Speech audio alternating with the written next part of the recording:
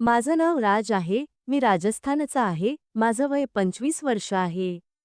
मी खूप सुदृढ आणि ताकदवान आहे कारण मी जिमला जातो, ज्यामुळे माझं शरीर खूप मजबूत झालं आहे आणि सगळ्या महिलांना ते खूप आवडतं. ही गोष्ट माझी आणि माझ्या आंटीची आहे, जी 2022 सालची आहे, जेव्हा मी शिक्षण पूर्ण करून माझ्या घरी आलो होतो. ही गोष्ट आमच्या शेजारच्या सविता आंटीची आहे. त्यांचं वय 35 वर्ष आहे. त्या नेहमीच आमच्या घरी येत जात असतात. आंटी त्यांच्या घरी एकट्याच राहतात. कारण त्यांच्या नवऱ्याचं काम शहरापासून दूर असल्याने ते क्वचितच घरी येतात. त्यांचा मुलगा गुजरातमध्ये राहून शिक्षण घेत आहे. सविता आंटींचा फिगर 36-3-4-3-2 असा कमाल आहे. त्यांना पाहून कुणालाही वाटेल, काश, आपण त्यांना जवळ करू शकलो असतो. जेव्हा त्या चालतात, तेव्हा त्यांचा चालण्याचा अंदाज खूप आकर्षक असतो. त्या नेहमीच कोणत्यातरी कारणाने मला घरी बोलवायच्या आणि मी देखील त्यांची मदत करायला त्यांच्या घरी जात असे. सविता आंटींची मागणी जास्त होती, कारण त्यांना माझ्यात एक मर्दाची ताकद दिसत होती. आंटींचं वय जरी 35 असलं तरी त्या 25 वर्षांच्या तरुणीसारख्या दिसत होत्या. त्यांच्या आधुनिक कपडे घालण्याच्या सवयीमुळे त्या आणखी आकर्षक वाटत होत्या. आंटी मला जेव्हा जेव्हा बोलवायच्या, मी तत्काळ त्यांच्या घरी जात असे आणि त्यांना सांगितलेलं प्रत्येक काम मनापासून पूर्ण करत असे. त्या जेव्हा आमच्या घरी येत, तेव्हा मला अनेक वेळा सहजच स्पर्श करायच्या. एकदा आंटी मला कामाचं काहीतरी कारण सांगत होती. त्याचवेळी त्यांनी मला कपडे बदलताना पाहिलं. त्यावेळेस त्या हॉलमध्ये बसल्या होत्या आणि माझ्या खोलीच्या उघड्या खिडकीतून मला कपडे बदलताना पाहत होत्या. मीही हळूहळू समजू लागलो होतो की कदाचित आंटी माझ्याबद्दल काहीतरी वेगळं विचार करत आहेत. आता जेव्हा त्या स्वतः माझ्याबद्दल स्वारस्य दाखवत होत्या, तेव्हा मीही अनभिज्ञ असल्याचा बहाणा करत, त्यांच्या विचारांची दिशा समजून घेण्याचा प्रयत्न करत होतो. एकदा माझं संपूर्ण कुटुंब एका लग्नासाठी शहराबाहेर जात होतं. तो कार्यक्रम आमच्या नातेवाईकाच्या घरी अनोळखी लोकांमध्ये होणार होता. मला तिथे जाणं खूपच बोरिंग वाटलं, त्यामुळे मी जाण्यास नकार दिला. आईने सविता आंटीला सांगितलं की त्या माझी काळजी घ्यावी आणि माझ्यासाठी जेवण तयार करून द्यावं. हे ऐकल्यावर आंटी खूपच खुश झाल्या, जणू त्यांच्या मनातली एखादी इच्छा पूर्ण झाली होती. आई निघून गेल्यावर लगेचच आंटी माझ्या घरी आल्या. त्यावेळेस त्यांनी अतिशय आकर्षक आणि हटके ड्रेस परिधान केला होता. त्या अशा दिसत होत्या जणू एखादी अप्सरा पृथ्वीवर अवतरली आहे. आंटीने काळ्या जाळीदार साडी परिधान केली होती आणि त्यावर स्लीव्हलेस ब्लाऊज घातला होता. त्यांचा ब्लाऊज खूपच आकर्षक होता, त्यातून त्यांच्या अर्ध्यापेक्षा जास्त बाहेर डोकावत होते. खरं सांगतो मित्रांनो, त्या खूपच सुंदर दिसत होत्या.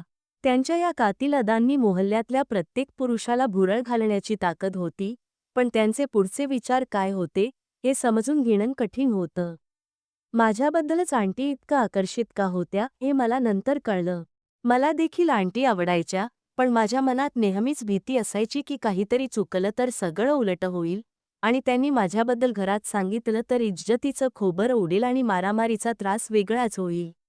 म्हणूनच मी त्यांच्या बाजूनं काहीतरी पहल होण्याची वाट पाहत होतो. त्या दिवशी आंटी जेव्हा आमच्या घराच्या मुख्य गेटवर आल्या, तेव्हा मी त्यांना पाहिलं आणि लगेच बोलून टाकलं, "आंटीजी, आज तर तुम्ही खूपच सुंदर दिसत आहात. असं तयार होऊन कुठं चाललात?" त्या म्हणाल्या, "कुठंही नाही रे बेटा, आता घरातही एकटीच राहते. काय करू? कुठं जाण्याचा योगच येत नाही, म्हणून असंच ट्राय केलं. आज मन झालं, म्हणून घालून पाहिलं." मी म्हणालो, "हो, यात काय वाईट आहे?" त्या हसत म्हणाल्या, "वैसे, तू काय म्हणत होतास? मी खरंच इतकी सुंदर दिसते का तुला?" मी म्हणालो, "हो यार, आंटीजी, आज तुम्ही खूपच सुंदर दिसत आहात. आज तर खरंच कोणीही तुम्हाला प्रपोज करेल." त्या हसत म्हणाल्या, "चल रे खोटारड्या." मी म्हणालो, "नाही ग, खरंच आंटीजी," आणि त्या हलकसं हसल्या. मी विचारलं, "बरं, आधी हे सांगा की आज खाण्यात काय केलं आहे तुम्ही?"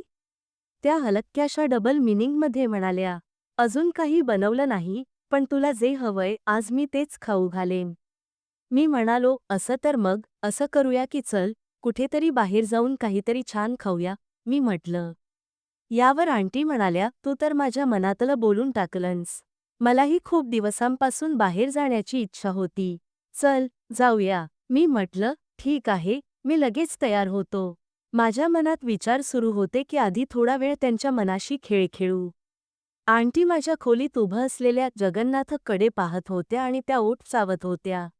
मी खोलीत गेलो तर त्या देखील मागोमाग आत आल्या. त्यावेळी मी फक्त अंडरवेअरमध्ये होतो आणि जगन्नाथ पूर्णपणे उभा होता. हे पाहून आंटी म्हणाल्या, "राज, मोठा झालास रे तू. आता तर तुझी एखादी गर्लफ्रेंड असेलच." मी म्हणालो, "नाही आंटी, मी फक्त अभ्यासावर लक्ष केंद्रित करतो." मी लक्षात घेतलं की आज आंटी अगदी ठरवूनच मूडमध्ये आहेत. मी विचार केला, अजून थोडा वेळ थांबूया आणि खेळ लांबवूया. आंटी म्हणाल्या, "गर्लफ्रेंड का नाही बनवलीस अजून? बनव आता." मी थोडं खट्याळपणे म्हणालो, "तुमचंच हो म्हणायचं आहे का? मी अजून कुठली मुलगी शोधू? तुम्ही तर कोणत्याही मुलींपेक्षा कमी दिसत नाहीत." त्या हसून म्हणाल्या, "चल हट, वेड्या.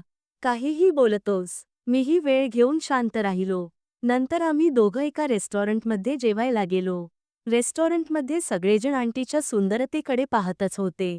मी आंटीच्या अगदी जवळ बसलो होतो. जेवताना मी त्यांचं खूप कौतुक केलं आणि त्यांना स्पर्श करण्याचाही प्रयत्न करत होतो. मी आंटीच्या पाठीवर हलका हात ठेवून थोडंसं सेहलावलं. मी आंटीच्या पाठीवर हात फिरवत होतो आणि त्या माझ्या प्रत्येक हालचालीला समजूनही फक्त हसत होत्या. आम्ही दोघांनी जेवण संपवलं आणि मग घरी परत आलो. आंटी म्हणाल्या, "चल, माझ्या घरीच ये. इथे तुला बोर होईल." मीही लगेच म्हणालो, "हो, चला." मी मुद्दामच माझ्या खोलीत न गेल्याचं दाखवलं.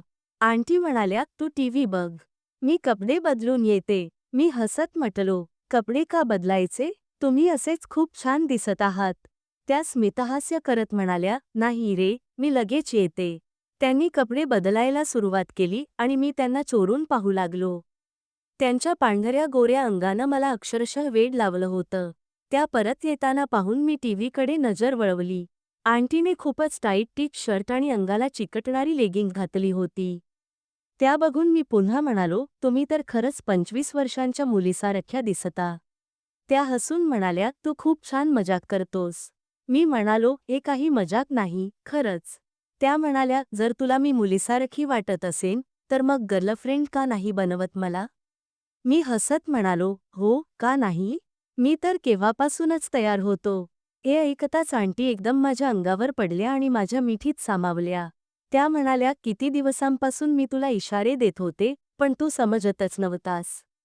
मी उत्तरलो, "मला भीती वाटत होती की कदाचित तुम्हाला हे वाईट वाटेल. आणि तुम्ही आईला सांगाल." त्या हसून म्हणाल्या, "म्हणूनच मी सतत तुझ्या घरी येत होते, फक्त तुला पाहण्यासाठी. जेव्हापासून तू परत आलास, त्याच दिवसापासून मी तुला पसंत करू लागले." मी म्हणालो, "आंटी, जेव्हापासून मी घरी परतलोय, तेव्हापासून मी तुमच्या प्रेमात पडलोय. तुमचं शरीर पाहून मी रोज तुमचं नाव घेऊन स्वतःला समाधान देत होतो." हे ऐकून आंटी हसल्या आणि म्हणाल्या, "आता तुला त्याची गरज नाही. आता मी आहे तुझी तहान भागवण्यासाठी." हे ऐकताच मी आंटीच्या जवळ गेलो आणि त्यांच्यावर प्रेमाचा वर्षाव केला. त्या दिवशी मी आंटीची सगळी इच्छा पूर्ण केली आणि त्यांना पूर्णपणे समाधानी केलं. आम्ही 3 तास एकमेकांसोबत होतो आणि त्या वेळेत मी आंटीच्या सगळ्या इच्छा पूर्ण करण्याचा प्रयत्न केला.